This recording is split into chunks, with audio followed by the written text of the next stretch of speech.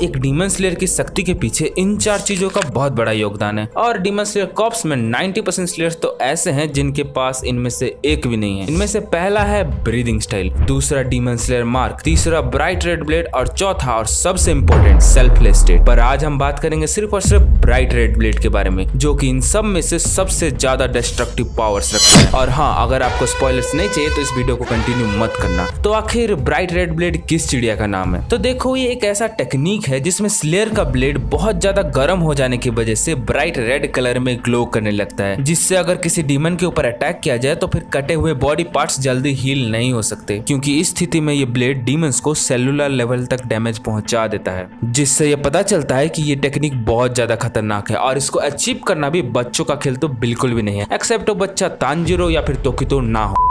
तो देखो, red blade को अचीव करने के मेजरली 3 तरीके हैं, जिसमें से पहला वाला सिर्फ और सिर्फ तांजीरो के लिए बना है, क्योंकि इस तरीके में नेजुको की ब्लड की आवश्यकता होती है, मतलब ब्लड डिमन आर्ट की आवश्यकता होती है, जिसमें नेजुको का blood demon art exploding blood sword को बहुत ज्यादा गर्म कर देता है। और हाँ, हमने इस फेनोमेनन को पहली बार इस फाइट में नहीं बल्कि इस फाइट में देखा था, क्योंकि इस सीन में भी तांजीरो का ब्लेड ब्राइट रेड कलर में ग्लो कर रहा था, वो भी रुई की गर्दन उड़ाने से ठीक पहले। अगर आप थोड़ा सा गौर करो तो ये नेजुको के ब्लड का कमाल है। और दूसरा तरीका, जो कि बाय द वे जेन्युइन तरीका है, जिसमें कोई भी स्लेयर रेड ब्लेड को अचीव कर सकता है अगर उसके पास एक ब्रीदिंग स्टाइल है और एक डीमन स्लेयर मार्क भी, क्योंकि इस टेक्निक में ब्लेड को बहुत ज्यादा हार्ड ग्रिप करना पड़ता है और डीमन स्लेयर मार्क ही आपको इतना ज्यादा पावरफुल बना सकता है। और हाँ, इस ब्लेड को अचीव करने के लिए आप किसी भी ब्रीदिंग स्टाइल का यूज कर सकते हो, सन ब्रीदिंग ही नेसेसरी नहीं है। इनफैक्ट जब मिस्ट हाशिरा का एक हाथ कट गया था कोकोशिबो के साथ लड़ते समय, तब उसने एक ही हाथ से ग्रिप करके रेड ब्लेड को अचीव कर लिया था, जबकि तांजीरो सन ब्रीदिंग यूजर है और वो एक हाथ से इसको अचीव नहीं कर पाता, उसको दूसरे हाथ की आवश्यकता पड़ती है, मतलब गियो के हाथ की,